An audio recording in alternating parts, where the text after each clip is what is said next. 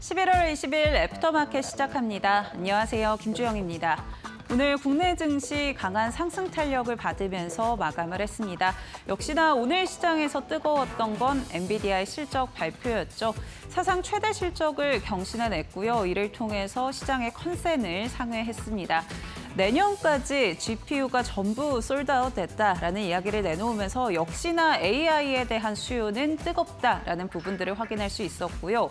그간 시장을 짓눌러 왔었던 이 AI 버블론이 다소 완화되는 모습이 확인됐습니다. 오늘 국내 증시도 위축됐던 투자 심리가 개선된 모습이었는데요. 일주 흐름 통해서 좀 더 자세하게 짚어보시죠.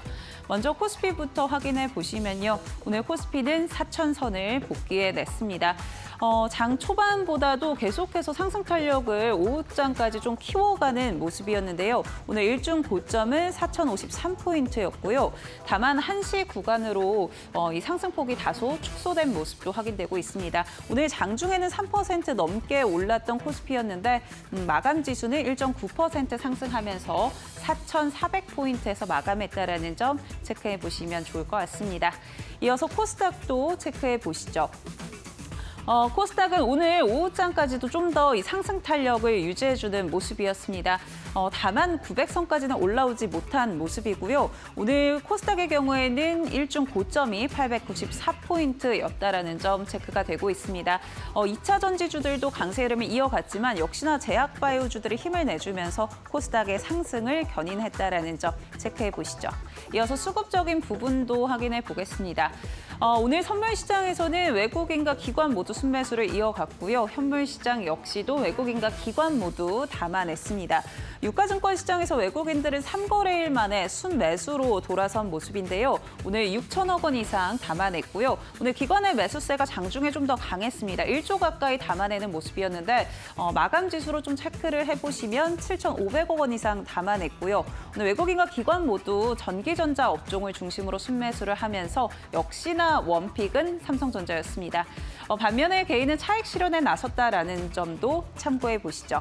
이어서 코스닥도 확인해 보겠습니다. 네, 오늘 코스닥 시장에서도 외국인과 기관 순매수를 이어갔습니다. 특히나 외국인은 6거래일 만에 돌아온 모습이고요. 오늘 1,800억 원 이상 담아냈고 기관의 경우에는 130억 원 이상 순매수를 이어갔습니다. 외국인과 기관 오늘 제약바이오 중심으로 순매수를 이어갔다라는 점도 확인해 보시면 좋을 것 같고요. 아무래도 오늘 반도체 중심의 시장이 이어지지 않을까라고 시장은 생각을 했을 텐데 오늘 전방위적으로 올라주는 시장 흐름이었습니다. 그렇다면 어떤 이슈들이 또 있었는지도 확인해 보시죠. 네, 첫 번째 이슈 체크해 보면요. 보안 관련해서 확인해 보도록 하겠습니다. 챗 GPT를 많이 쓰는 분들이시라면 최근에 이 서비스 중단을 잠시 접속 오류를 겪으셨을 것 같은데요. 바로 미국의 이 클라우드플레어라고 하는 기업의 서비스 중단 사태가 있었기 때문입니다. 챗 GPT뿐만이 아니라 X라던가 리그 오브 레전드, 발로란트 같은 게임 서비스도 잠시 중단됐었는데요. 4시간 동안에만 10,000건 이상의 신고가 접수되기도 했습니다. 이러한 이유가 발생했던 건 갑자기 트래픽이 급증을 했고요. 이런 악성 트래픽을 검출하는 설정 파일이 비정상적으로 작동했기 때문입니다. 이러한 사태들이 좀 이어지면서 시장에서는 클라우드 관련해서 다시 한번 우려감이 좀 있었던 모습인데요. 그리고 단순히 이 클라우드플레어 사태뿐만이 아니라 최근에 관련한 비슷한 사태들이 굉장히 많았습니다. 지난해 7월이죠. 이 클라우드 스트라이크의 업데이트 과정에서 이 블루 스크린이 발생하면서 한 차례 문제가 됐었는데 지난달에는 아마존 웹 서비스의 데이터 센터에서 오류가 발생을 하면서요. 약 1,000여 개의 이 서비스들이 중단되기도 했습니다. 그 밖에 마이크로소프트의 이 애저 서비스도 장애를 겪으면서 여러 가지 서비스들이 좀 중단됐다라는 이야기가 있었는데요. 이렇게 클라우드 기업들 관련해서 계속해서 이야기가 나오는 거는 소수의 기업들에게 좀 의존하고 있는 시장 구조 때문입니다. 그만큼 좀 의존도가 높은 부분이 문제점으로 부각이 되고 있는 거고요.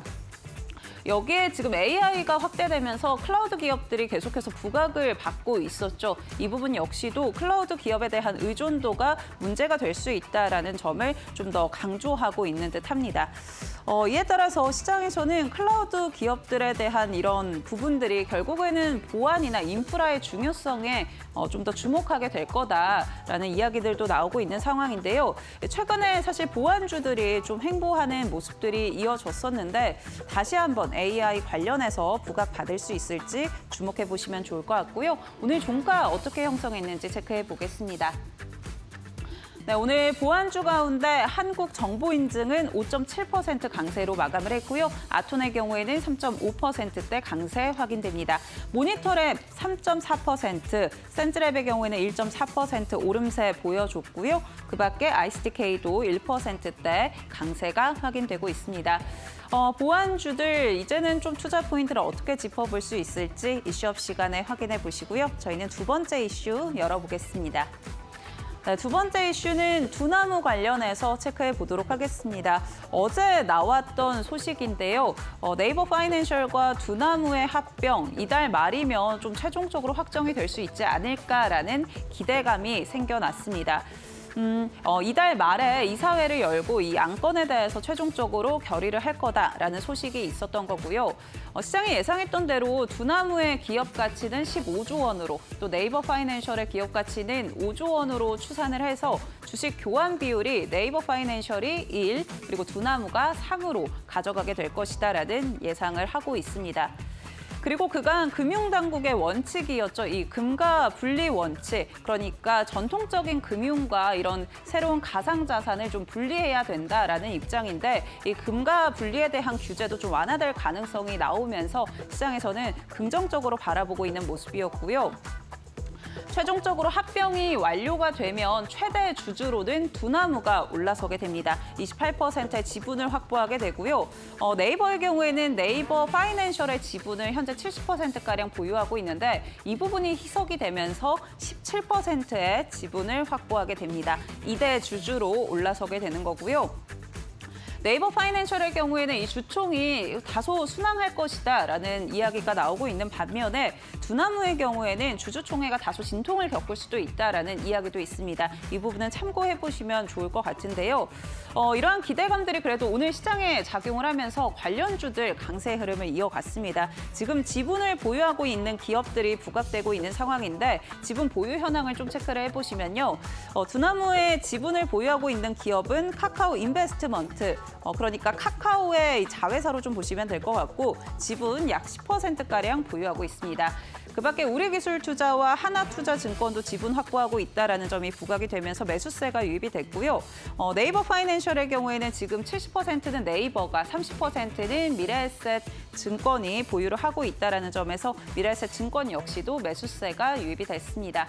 그렇다면 오늘 종가 어떻게 형성했는지도 체크해 보시죠. 네, 오늘 두나무 관련해서는요. 우리기술투자 11%대 급등하면서 마감을 했고요. 하나투자증권의 경우에는 7%대 강세, 네이버도 3.4%대 강세가 확인됩니다. 카카오의 경우에는 1.5%대 오름세, 미래에셋증권도 강보합권에서 마감을 했는데요. 이달 말이면 좀 마무리가 된다라고 하는데 이 이후에 이 세론이 나올 수 있을지 혹은 더 상승할 수 있는 여력이 있을지 이어지는 이슈업 시간에 체크해 보시면 좋을 것 같습니다. 네, 이어지는 시간은 김태훈 파트너와 함께합니다. 저희 지금 바로 시작합니다.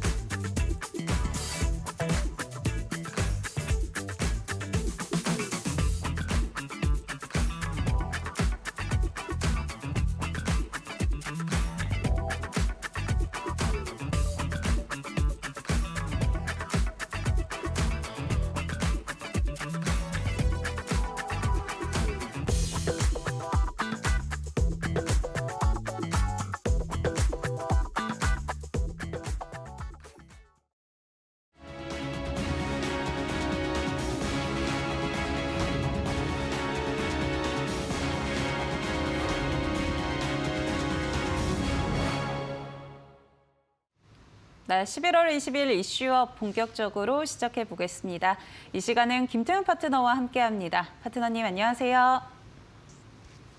네, 오늘 시장 다소 투자 심리가 개선된 모습들, 이제 AI 버블론에 대해서 좀 우려감이 감소한 모습들 확인이 됐습니다.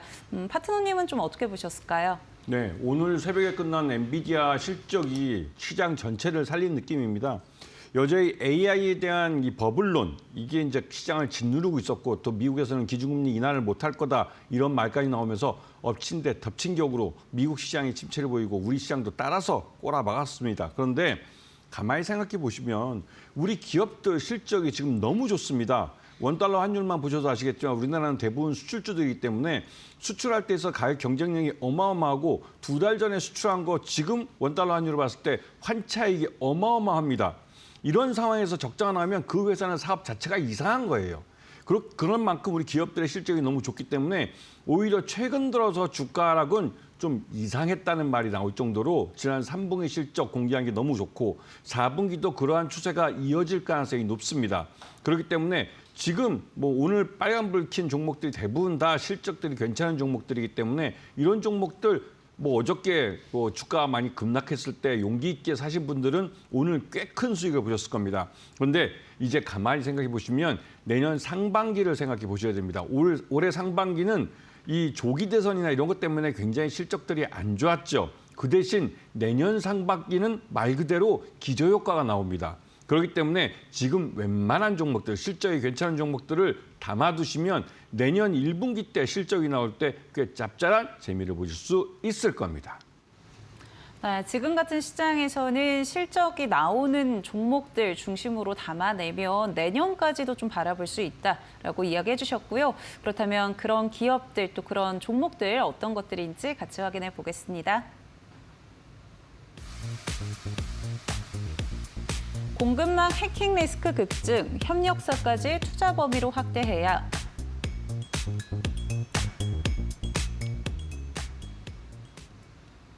네, 첫 번째 이슈는 보안 관련해서 체크해 보도록 하겠습니다. 사실 뭐 정부가 많이 투자를 하겠다 이런 이야기들은 있었지만 시장에서는 많이 주목하지는 않았던 것 같아요. 최근에 어떤 투자 포인트 좀 짚어주실 수 있을까요? 네, 여러분들 올해 한 해를 좀 돌아보시면 이 보안 관련해서 여러 가지 뉴스들을 많이 들었을 겁니다. SK텔레콤부터 KT까지 그리고 또 롯데카드나 이런 금융회사까지 다양하게 이 보안 사고들이 발생했죠. 이 발생하게 된 이유는 말 그대로 보안 쪽에 투자를 안 해서 그렇습니다.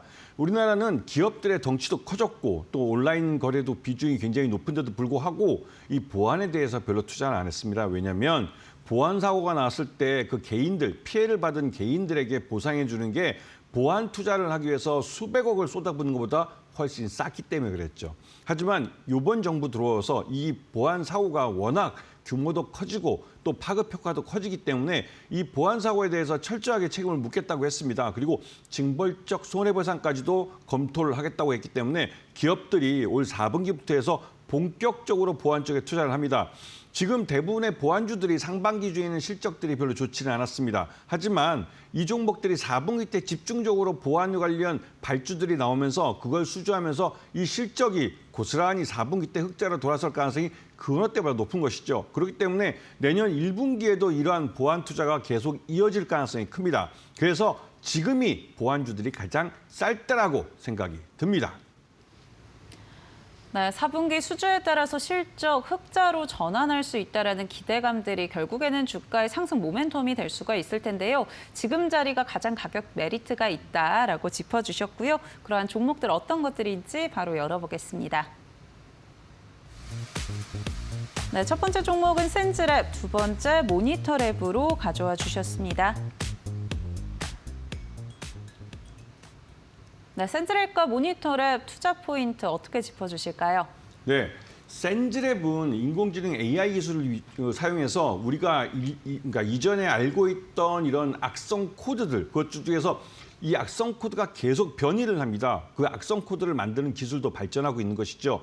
그런 빅데이터들을 모아놓고 이 센즈랩은 그 빅데이터를 이용해서 가장 빨리 새롭게 변신해서 우리가 알아보기 어려운 기존의 악성 코드와 다른 악성 코드를 잡아냅니다. 그리고 잡아낼 뿐만 아니라 그것을 어떻게 대항해서 이거를 치유하고 하는 이런 프로그램까지도 바로 만들어내죠. 즉 방화벽까지 만들어내는 소리입니다. 그렇기 때문에 이 센즈랩은 기존의 금융사 중에 센즈랩과 거래하는 회사들이 많습니다. 이 말뜻은 이미 금융권에서 신뢰를 받고 있는 회사이기 때문에 이번 4분기 때 다른 금융회사로부터 발주를 많이 받는다는 것이죠. 그 말뜻은 사람이 없어서 발주를 못 받을 정도라는 겁니다. 그래서 센즈랩의 실적도 굉장히 좋아질 가능성이 높고요. 이러한 AI 기술을 이용한 빅데이터화된 이런 악성 코드 데이터를 갖고 있는 회사들은 많지 않습니다. 그리고 이것을 갖고 이런 그 치유 프로그램도 만들어내면서 이걸 갖고 미국 특허까지 받았죠. 그러면서 미국 시장까지도 진출할 수 있는 그런 회사입니다. 그리고 모니터랩은 요번에 여러분들도 경험해 보셨겠지만 이 우리나라 이제 그 전산망, 국가 전산망이 한번 이제 대전에 있는 이 뭐죠? 그 회사 이 클라우드 하여튼 클라우드 보안 쪽에 관련된 기술을 갖고 있는 회사로 한번 이 국가정보원의 국가정보원이 아니라 하여튼 거기에 불 났을 때 화재가 발생했을 때 갑자기 기억이 안 나요, 이름이요. 그것 때문에도 이런 새롭게 백업망을 만들고 하는 데 있어서 굉장히 많은 노력이 들어간다는 것. 그리고 이 백업망을 제대로 FM들은 우리가 이제 그 매뉴얼에 따라서 만들지 못했다는 것이죠. 하지만 여기에 대한 투자가 이루어집니다. 이건 정부가 나서서 하는 투자이기 때문에 이 투자에서 모니터랩이 가장 많은 수익을 가져갈 가능성이 높습니다. 왜냐하면 클라우드 보안 쪽에 우리나라 방화벽, 웹 방화벽 1위 업체이기 때문에 가장 먼저 발주를 받을 가능성이 높은 것이죠. 그렇기 때문에 이런 종목들, 지금 정부가 투자를 하고 대기업이 투자를 하는 이런 보안 쪽에 관련돼서 자기만의 기술과 자기만의 시장을 갖고 있는 이런 기업들은 실적이 좋아질 수밖에 없습니다. 그리고 올해 4분기가 이런 기업들, 보안 회사들에 대한 투자가 본격화되는 그런 첫 해연도일 겁니다. 그렇기 때문에 내년 상반기에도 이런 실적 호전이 계속 이어질 가능성이 높기 때문에 지금이 보안주를 담을 수 있는 가장 좋은 혹이라는 생각이 듭니다. 네, 센즈랩과 모니터랩 투자 포인트 짚어주셨는데요. 그렇다면 두 종목 가운데 애프터픽 뭘로 꼽아주실까요? 네, 이름이 기억났습니다. 국가정보자원 관리원이라는 곳인데요. 이게 화제가 나면서 굉장히 큰 이슈가 됐죠. 그러면서 국가가 우리 국민들의 개인 데이터를 갖고 있으면서 이것도 제대로 된 백업망을 만들어 놓지 않았다는 사실에서 굉장히 큰 충격을 받았습니다. 그게 그나마도 금요일 저녁 때 이런 배터리를 교체하다가 발생한 화재였는데 토요일, 일요일이라고 시간이 좀 있어서 피해를 좀 줄일 수 있었지 이게 굉장히 큰일 날 뻔한 사실이죠. 그래서 모니터랩 같은 회사는 우리나라 웹 방화벽 1위 업체이기도 하면서 이런 쪽에서 그러니까 국가의 이런 정보망에 들어가 있는 보안 기술로서 굉장히 의미를 갖고 있는 회사이기 때문에 이런 회사를 편입할 수 있어야 합니다. 네, 오늘 애프터픽은 모니터랩으로 꼽아주셨다는 점 체크해 보시면 좋을 것 같고요. 4분기 지나서 내년까지도 좀 내다보셔도 괜찮을 것 같습니다. 네, 참고해 보시기 바라겠고요. 저희 이어서 두 번째 이슈도 체크해 보시죠. 네이버 파이낸셜 두나무 주식 교환 임박, 금융판 지형도 바뀐다.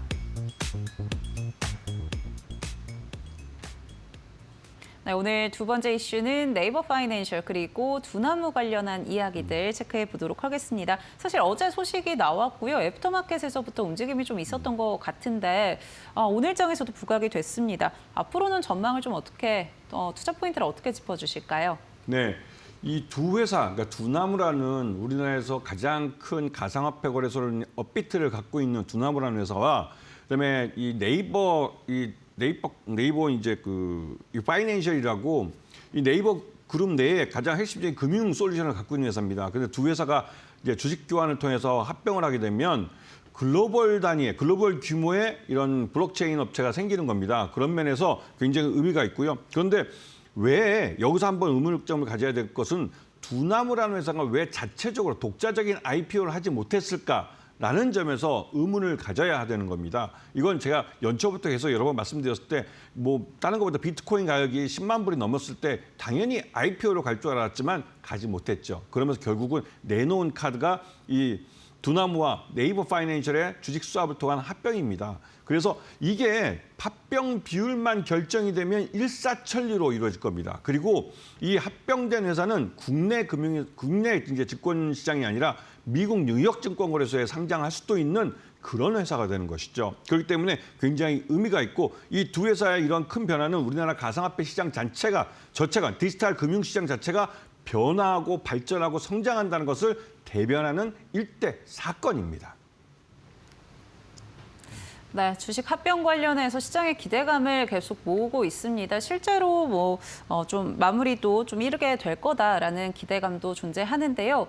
그렇다면 이 주식 지분을 보유하고 있는 기업 가운데 어떤 기업들 좀 주목해봐야 될지 같이 확인해 보시죠. 우리기술투자, 하나투자증권 확인됩니다. 네, 우리기술투자와 하나투자증권으로 오늘 관련주 가져와 주셨는데요. 특히나 어떤 부분 좀 더 긍정적으로 보시는 걸까요? 네, 이 두 회사 모두 두 나무의 주주사입니다. 그런데 투자했던 시기가 다르죠. 우리기술투자는 아주 초기에 이제 두 나무 초기 시점에 투자를 했고 그 투자한 돈도 자기 계산, 즉 회사 법인 돈으로 투자를 한 겁니다.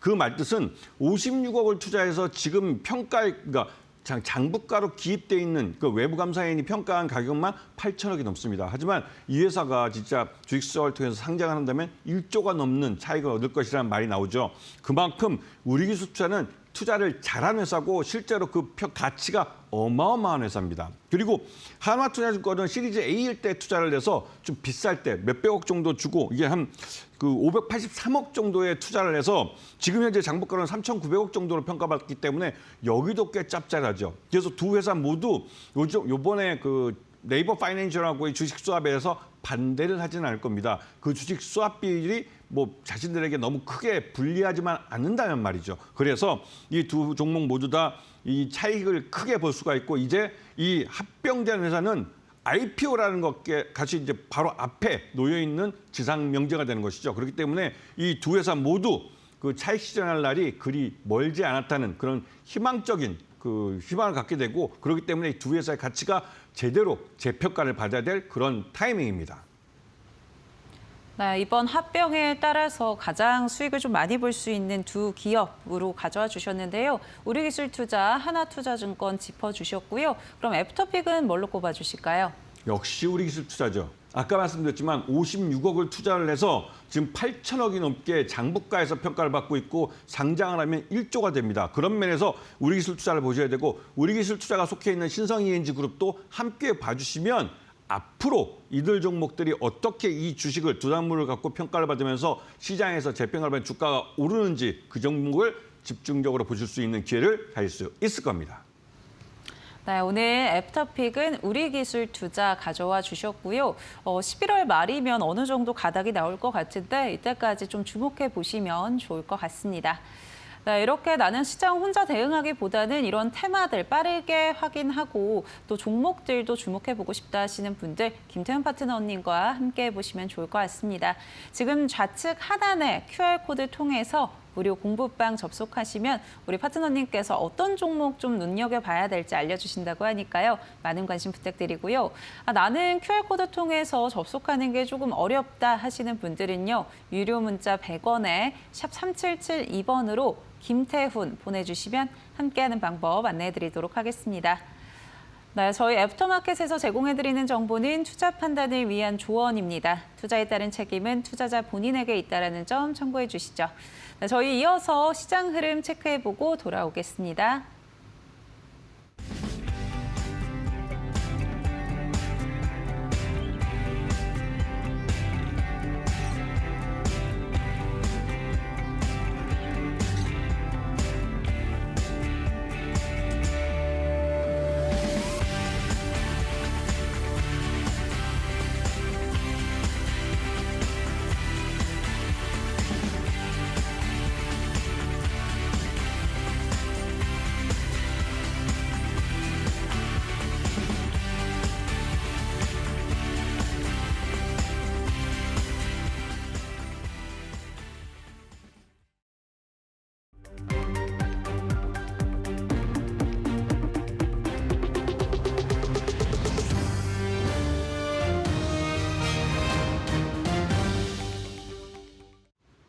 이데일리 TV 뉴스 전해드립니다. 엔비디아가 뉴욕 증시 장마감 직후 역대 최대 실적을 발표하면서 삼성전자의 주가도 강세를 보였습니다. 엔비디아는 올해 3분기 매출액이 약 570억 달러로 전년 동기 대비 62% 늘어나면서 시장 예상치인 549억 2천만 달러를 크게 웃돌았고 같은 기간 영업이익은 360억 달러를 기록하며 작년 동기 대비 약 65% 증가했다고 발표했습니다. 또한 주당 순이익은 1.3달러를 거두며 전문가 예상치였던 1.25달러를 상회하는 수치를 기록했습니다. 엔비디아가 시장 예상치를 뛰어넘는 실적을 내놓으면서 여전히 견조한 AI 반도체 수요가 확인됐고 AI 산업 성장성에 대한 기대감은 재차 확인되면서 삼성전자에는 외국인의 5천억 원 넘는 매수세도 유입됐습니다. 증권가에서도 엔비디아의 깜짝 실적 효과로 반도체를 포함한 국내 대형주들의 투자 심리가 호전될 것이라고 예상했습니다. 이번 소식에 삼성전자의 주가는 4.25% 상승한 10만 600원으로 장을 마쳤습니다. 중국 정부가 일본에 대해 사실상의 경제 문화 보복 조치인 한일령의 수위를 높이면서 리오프닝 관련주가 급등세를 나타냈습니다. 최근 중국과 일본 양국 간의 갈등에 따라 외국인 관광 수요 재편에 대한 기대감이 상승하면서 국내 화장품주와 카지노주까지 온기가 확산되고 있습니다. 하나증권은 올리브영의 경우 4분기 블랙 프라이데이와 크리스마스 시즌 외에도 최근 중일 갈등에 따른 한일령 수혜를 누릴 가능성이 높다고 밝히면서 중국인 관광객 대상 매출 증가로 시장 기대치를 웃도는 매출 성장세가 가능할 것으로 내다봤습니다. 또한 증권가에서는 과거 중국의 사드 보복 당시 한국이 겪었던 어려움이 일본으로 향하면서 중국인 관광객의 발길이 한국으로 선회할 것이라는 관측에 카지노 업종 또한 VIP 고객이 증가하며 수혜를 볼 것이라고 분석했습니다. 이번 소식에 APR과 CJ의 주가는 각각 5%와 8% 넘게 상승했으며 카지노 관련 기업 파라다이스의 주가는 14% 가까이 오르며 상승 마감했습니다. 네이버의 자회사 네이버 파이낸셜과 업비트의 운영사 두나무가 본격적인 합병 절차에 나설 것으로 전해졌습니다. 20일 업계에 따르면 네이버 파이낸셜과 두나무는 이르면 26일 각각 이사회를 열고 포괄적 주식 교환 안건을 상정할 것으로 알려졌습니다. 양사의 주식 교환 비율은 두나무 한 주당 네이버 파이낸셜 3주가 배정되는 것이 유력한 것으로 전해졌고 정확한 비율은 이사회를 앞두고 구체적인 윤곽이 드러날 것으로 보입니다. 이사회 결의 후 주주총회에서 특별 결의가 이뤄져 출석 주주의 3분의 2 이상, 발행 주식 총수의 3분의 1 이상의 동의를 받는다면 두나무는 네이버 파이낸셜의 100% 자회사가 됩니다.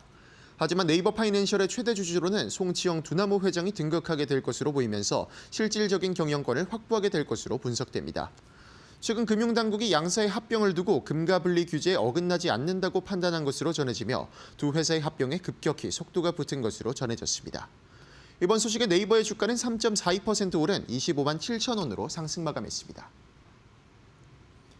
TSMC의 공식 협력사인 CMTX가 코스닥 상장 첫날부터 공모가 대비 2배 넘게 오르며 급등세를 보였습니다.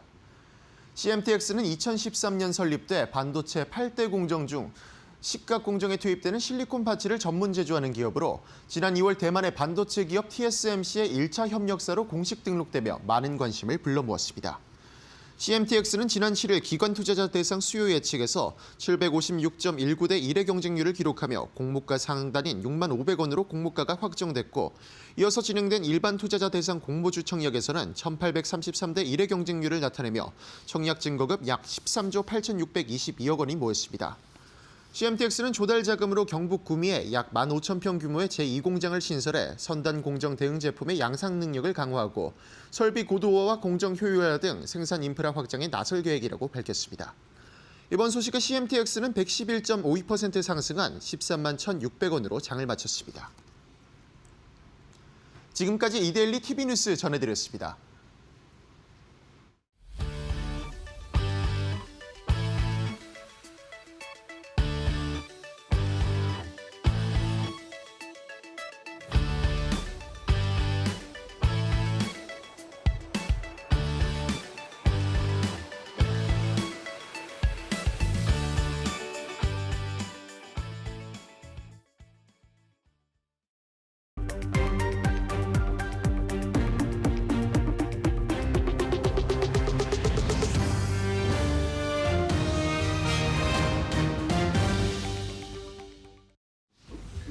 넥스트레이드 살펴보겠습니다. 먼저 코스피 시가총액 상위 종목 체크해 보시면요. 삼성전자, SK하이닉스 빨간불을 켜내고 있습니다. 특히나 오늘 외국인과 기관의 매수세가 삼성전자를 중심으로 올라오면서 현재 구간 삼성전자의 경우에는 4.8%대 급등을 이어가고 있고요. SK하이닉스의 경우에는 1.7%대 강세가 이어지고 있습니다. LG 에너지솔루션도 현재 구간 1%대 강세가 이어지고 있고요. 현대차의 경우에는 약보합권 움직임이 확인되고 있습니다. 네, 이어서 코스닥 시가총액 상위 종목들도 체크해 보겠습니다. 먼저 알테오젠의 경우에는 2.3%대 급등 이어가고 있고요. 에코프로비엠도 1%가량 상승하고 있습니다. ABL바이오의 경우에는 현재 보합권 확인되고 있고요. 펩트론 14%대 급등을 이어가고 있는 모습 확인되고 있습니다. 38만 3,500원 선 지나가고 있고요. 레인보우 로보틱스도 오늘 장 초반 대비해서는 윗꼬리가 좀 달리기는 했지만 1.9%대 강세 이어가고 있다는 점 확인해 보시죠. 네, 지금 시장 흐름들 같이 한번 체크해 봤습니다. 네, 저희는 이어서 김태훈 파트너님의 비법 강의로 이어가도록 하겠습니다. 자, 오늘은 지난주 일주일 지나서 이제 말씀을 드리는 건데 여러분들 굉장히 운이 좋으신 겁니다. 이제 시장에 큰 변화가 오는 시점에 와 있습니다. 기존에 상반기부터 올해 한 해를 하나의 카테고리로 잡는다면 AI였죠. 근데 그 AI가 요즘 최근 들어서 거품론이니 막 이런 말을 들으면서 굉장히 좀 관련된 종목들이 힘들었습니다. 하지만 이번에 오늘 새벽에 끝난 미국 증시에서 엔비디아가 나름대로 괜찮은 실적을 내놓으면서 AI 거품은 없다. 이렇게 딱 부러지게 말할 수도 있을 것 같습니다. 하지만 우리 시장에서는 좀 다른 측면이 있죠. AI 관련된 종목들이 시장을 주도하고 있는 건 사실입니다. 이 종목들이 돈을 벌고 있기 때문이죠. SK하이닉스만 보셔도 삼성전자를 따돌리고 말 그대로 반도체 업계, 메모리 반도체에서 수익률 1위를 역전을 해버린 겁니다. 이건 거의 10여 년 만에 처음 있는 일이기 때문에 일대 격번이랄 정도로 이 반도체 시장도 그렇고 AI와 관련된 시장들은 굉장히 많은 변화를 보여주고 있습니다. 그런데 우리 시장에서는 최근 들어서 가만히 보시면 얼마 전에 3분기 실적을 발표한 K-팝 같은 경우, 이 K-팝 같은 경우는 이제 SM 같은 경우는 동남아 시장이나 일본이나 중국, 이 아시아권 시장을 주로 하고 있지만 대표적으로 YG의 블랙핑크 같은 경우는 전 세계를 대상으로 해서 월드 투어를 다닙니다. 여기다가 또 이제 JYP 같은 경우도 나름대로 거기 있는 아티스트들이 전 세계를 상대로 해서 월드 투어를 다니고 있죠. 그러면서 이제 우리나라 아티스트들은 K-팝 하면 전 세계를 대상으로 하고 있습니다. 그만큼 굉장히 글로벌리 이 문화 파워, 이 K 브랜드라는 게 의미를 갖게 해주고 있죠. 그러면서 한편으로 우리가 지난 한 8년, 7년 동안 중국 시장에서는 나름대로 소외가 돼 있었습니다. 이게 중국의 사드 보복이나 또 그것 때문에 생긴 한알령 이런 것 때문에 그랬었는데요. 근데 이번에 최근 들어서 이제 경주 에이펙 2025죠.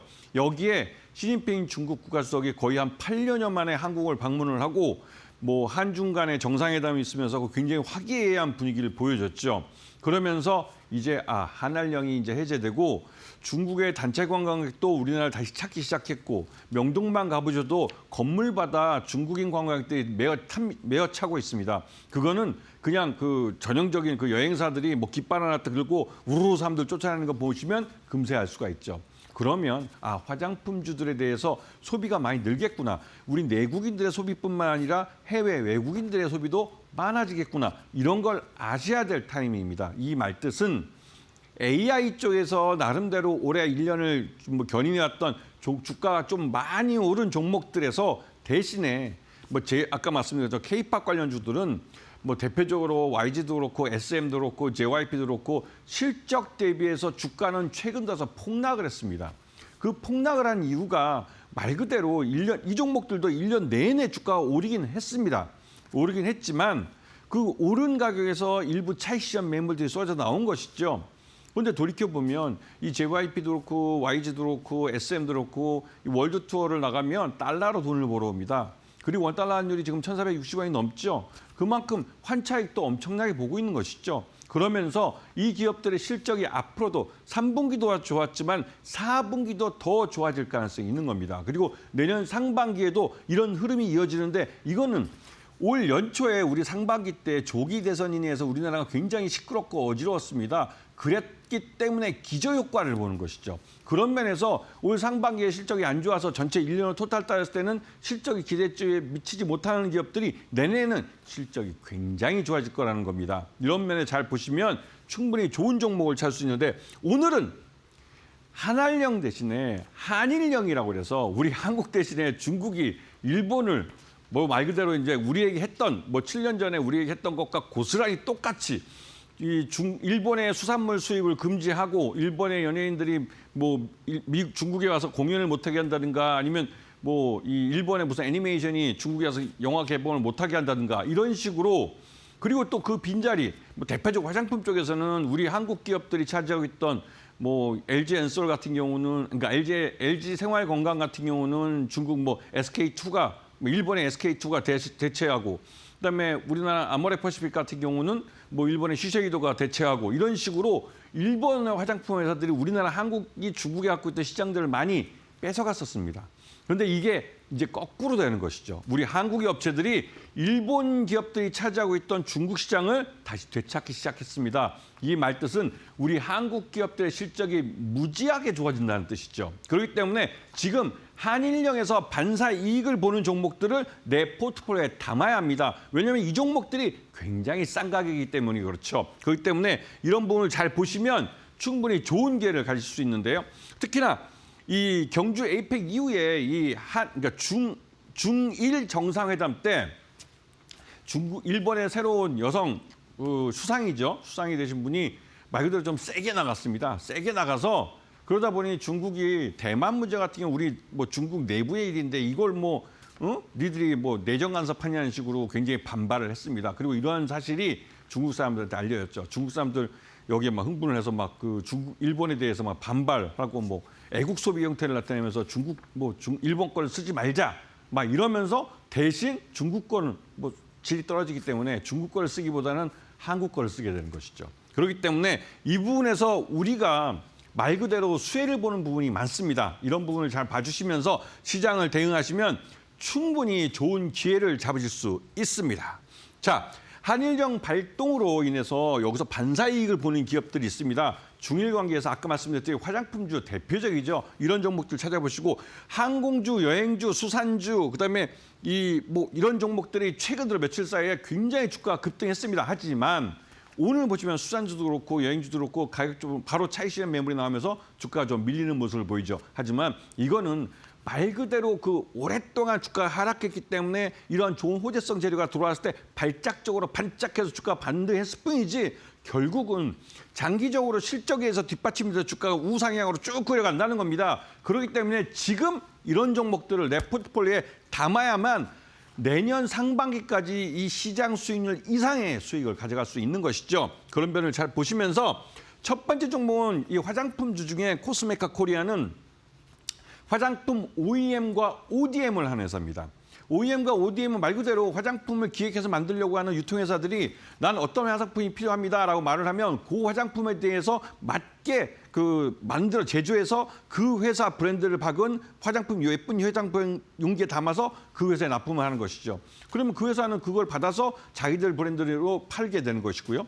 그런 브랜드들을 많이 갖고 있으면 독립 인디 브랜드라고 그러는데요. 많이 갖고 있으면 코스메카 코리아는 말 그대로 수익을 보는 겁니다. 그리고 진에어 같은 경우는 이게 대한항공의 저비용 항공사지만 장기적으로 2027년에는 대한항공과 아시아나항공이 합병할 때 말 그대로 진에어는 그 아시아나항공의 자회사들인 에어서울과 에어부산을 합병을 하게 됩니다. 합병한 통합 저비용 항공사는 진에어가 될 가능성이 크죠. 그건 이미 대한항공 측에서 말하기를 이 에어부산이 부산 지역을 중심으로 하는 항공사지만 자기들은 인천공항을 중심으로 하겠다라고 이미 예고를 했습니다. 그리고 물론 그 대신 이 부산발 그 항공 노선들을 많이 만들겠다고 얘기는 하고 있죠. 하지만 진에어가 그 중심에 있고 진에어가 오히려 중국 쪽 같은 우리 인천공항을 중심으로 3시간 내에 원 안에서 있는 그 1000만 이상의 도시들, 베이징, 상하이, 텐진 이런 도시들에서 사람들을 뭐 동경도 마찬가지고요. 이 서울을 중심으로 많이 오갈 때 이 진에어의 항공기를 이용하게 되는 겁니다. 특히나 뭐 그런 면에서 진에어 같은 경우는 성장 가능성이 높은 상황이죠. 그리고 마지막에 글로벌 텍스 프리. 오늘 시장에서 하루만 빨리 먼저 제가 했으면 참 좋았을 텐데 오늘 시장에서 아주 급등을 벌였죠. 한 15% 정도 장중에 올랐던 걸로 보이는데요. 글로벌 텍스 프리는 지금도 돈을 잘 벌고 있습니다. 그런데 이게 8월 달에 중간 한번 폭락한 적이 있죠. 다 이유가 있는데요. 그 이유를 알면서 투자를 하시면 충분히 좋은 기회를 잡으실 수 있습니다. 자, 이제 전하는 말씀 듣고 본격적으로 종목으로 들어가 보도록 하겠습니다. 네, 이번 주 주도주가 쉬어가는 사이에 한일령 테마가 강세 흐름을 이어갔습니다. 오늘 시장에서도 역시나 다양한 이야기들이 나오면서 다시 한번 부각받는 모습이었는데요. 아직까지 이슈가 해결되지 않았기 때문에 아직은 지켜볼 필요가 있다라고 짚어주셨고요. 그렇다면 오늘 공략주는 어떤 것들 가져와 주셨는지 지금 바로 확인해 보시죠. 네, 이 첫 번째 종목인데요. 이 종목 같은 경우는 코스메카 코리아, 아까 말씀하신 OEM, ODM 화장품을 만들려는 인디 브랜드가 원하는 걸 만들어서 이제 그 회사의 브랜드를 박아서 화장품 용기에 담아서 납품을 하는 그런 사업을 하는 회사입니다. 이 회사는 미국에도 법인을 갖고 있어요. 인그루드랩이라고 상장돼 있는 회사인데 그건 미국 내 공장을 갖고 있습니다. 그래서 트럼프의 관세에서 좀 자유스러운 모습을 보이고 있고 특히나 최근 들어서 넷플릭스 통해서 한국 콘텐츠들이 워낙 많이 나가다 보니까 미국 여성들이 한국 여성들의 그 피부가 왜 이렇게 깨끗하냐고. 그렇게 깨끗하고 따져보면 기초 화장품 좋은 거 써서 그렇습니다. 그 기초 화장품을 한국 화장품 회사들이 만들고 있죠. 오랫동안 우리는 굉장히 강한 심한 경쟁을 통해서 실제 임상까지 하면서 코스메틱이라고 말하지 않습니까? 임상까지 해서 의약품 정도의 수준 높은 화장품들을 만듭니다. 그런 화장품들을 많이 쓰다 보니 우리 한국 남성들까지도 화장품 피부가 좋은 것 같습니다. 그럴 만큼 이 한국 화장품의 우수성이 많이 알려져 있고 넷플릭스 통해서 한국 드라마나 한국 이런 것들이 많이 알려지면서 그 콘텐츠 안에 비춰지는 한국 여성과 한국 남성들의 이런 멋진 모습들을 보면서 그 소비가 화장품도 그렇고 의류도 그렇고 다양한 또 먹거리도 마찬가지고요. 다양하게 소비가 이루어지고 있습니다. 그러면서 이 코스메카도 말 그대로 그 수혜를 보고 있는 것이죠. 작년까지는 내수 경기도 어려웠고 그래서 굉장히 좀 힘들었습니다. 실적도 그렇게 좋지는 않았죠. 그래서 주가가 흘러내린 건 당연합니다. 실적이 우선입니다. 하지만 올해 들어와서 코스메카 코리아는 실적이 굉장히 좋아졌어요. 이게 이 코스메카 코리아는 외국 기업들, 외국의 인디 브랜드들이 잘해졌기 때문에, 잘 팔았기 때문에 그렇고 그 잘 판 이유가 K 컨텐츠가 잘 나갔기 때문입니다. 그런 면에서 이번 보시고 이 회사는 국민연금도 이 회사 지분을 사들였어요. 저 보시면 지난번에 7월 22일 날 보유 지분 공시를 보면 10.93%를 갖고 있던 게 11.96%로 늘어났습니다. 이거는 그만큼 코스메카 코리아의 실적이 더 좋아질 거라는 것을 국민연금이 인정한 것이고 그만큼 주식을 시장에 사들였는데 이걸 팔지 않고 그대로 갖고 있다는 겁니다. 이건 그런 뜻에서 이 코스메카 코리아는 배당도 많이 주시기 때문에 배당도 받고 넘어갈 가능성이 있습니다. 그런 면을 잘 보시고 이 종목 같은 경우 3분기에 연결 기준 매출액이 1,824억, 영업이익이 272억, 전년 동기 대비하면 44%, 78%씩 늘어난 어닝 서프라이즈를 기록했죠. 실적을 숫자로 보여주는 회사가 진짜 좋은 회사입니다. 그렇기 때문에 이 회사 같은 경우는 매수가는 7만 3천 원, 그다음에 목표가는 13만 원, 손절가는 6만 5천 원을 제시해 드리겠습니다. 자, 두 번째 종목 바로 들어가겠습니다.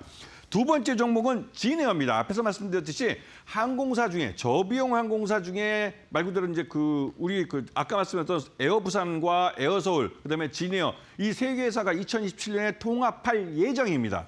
그러니까 목표가 그렇다는 것이죠. 그렇게 될 경우에는 말 그대로 지금 저비용 항공사 중에 1위를 하는 게 이제 제주항공인데 제주항공보다도 항공기 수가 더 많아집니다. 물론 제주항공이 지금 현재는 진에어보다는 그 노선이 굉장히 많죠.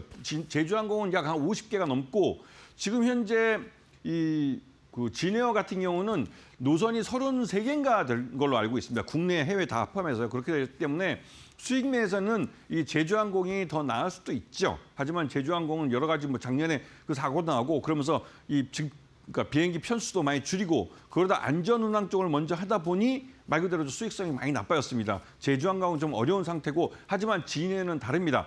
물론 올 상반기 중에 실적들이 좀 안 좋아서 진에어가 실적도 별로 안 좋긴 하지만 이 나쁜 실적에서 제일 먼저 턴어라운드해서 실적이 좋아질 수 있는 건 역시 진에어죠. 지금 여러분도 아시겠지만 국제유가가 지금 거의 배럴당 60불 이하로 떨어졌어요. 항공유는 그보다 약간 더 비쌉니다.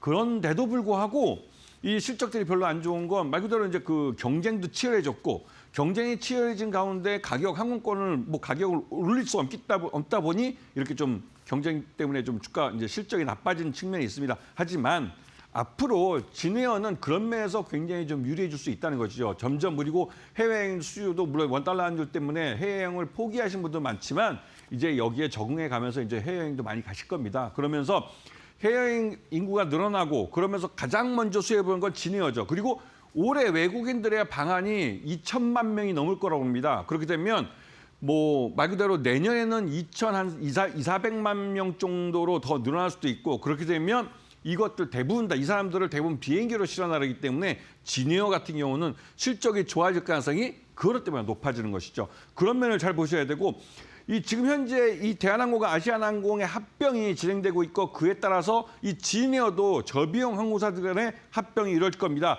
이런 부분을 잘 보시면서 접근하시면 충분히 좋은 수익을 가져가실 수 있을 텐데요. 매수가는 7,150원 이하에서 분할해서 잡으시고 목표가는 15,000원, 손절가는 65,000원을 제시해 드리겠습니다. 마지막 전하는 말씀 듣고 마지막 종목 들어가도록 하겠습니다. 네, 오늘 관련해서 공략주로는요. 코스메카 코리아, 진에어 두 종목 가져와 주셨습니다. 코스메카 코리아 73,000원 매수가 짚어주셨고요. 목표가는 13만 원으로 확인해 보시면 될 것 같습니다. 진에어의 경우에는 7,150원 매수가 확인되고 있고요. 목표가는 15,000원으로 한번 참고해 보시면 도움 될 것 같은데요. 저희 마지막으로 공략주 하나 더 남아 있습니다. 지금 바로 확인해 보시죠. 네, 마지막 종목 들어가겠습니다. 이 글로벌 텍스프리라는 회사인데요. 이 회사는 외국인들에게 관세를 환급해주는 서비스를 통해서 수수료를 받는 이게 주업입니다.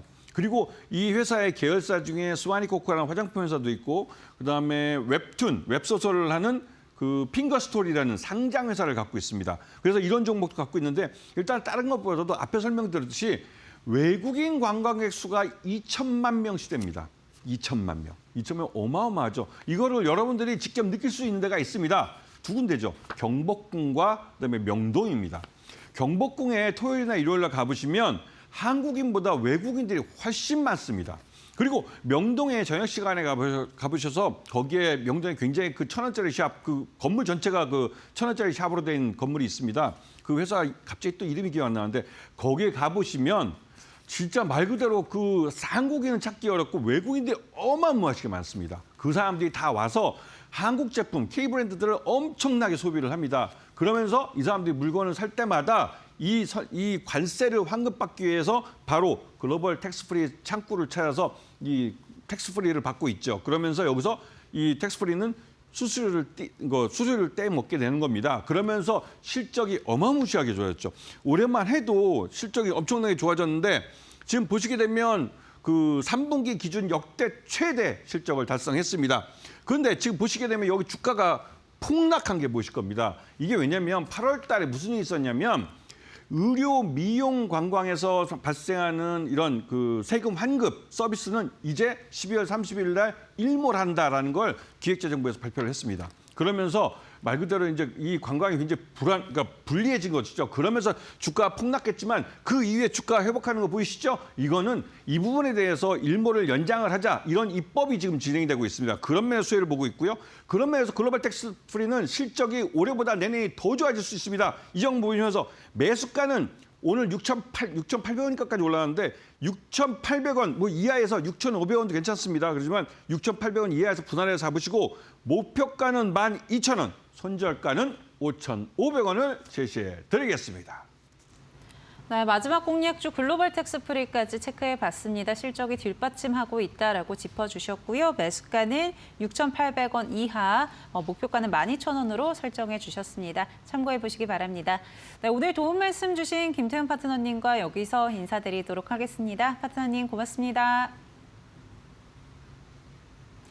네, 저희 애프터마켓 준비한 순서 여기까지고요. 저희는 다음 주 월요일 또 투자에 도움되는 이슈 담아서 돌아오겠습니다. 오늘도 함께해 주신 여러분 고맙습니다.